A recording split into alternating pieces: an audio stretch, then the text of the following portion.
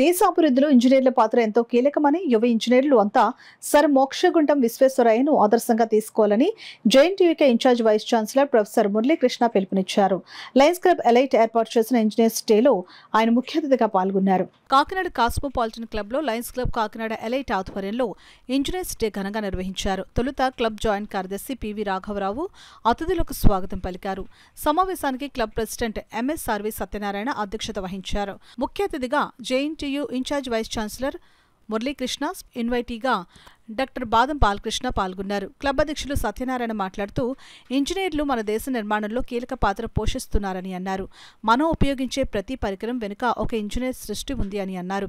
ముఖ్య అతిథి మురళీకృష్ణ మాట్లాడుతూ ఇంజనీర్లు కూడా సామాజిక సేవలో పాల్గొనాలని అన్నారు. సుమారు గంటన్నర సేపు హాస్యాన్ని జోడించి తమ ప్రసంగం కొనసాగించారు. అనంతరం డాక్టర్ బాదం బాలకృష్ణ, ముంజులూరి విశ్వేశ్వరరావు ప్రసంగించారు. తరువాత సుమారు 12 మంది ఇంజనీర్లను సన్మానించారు.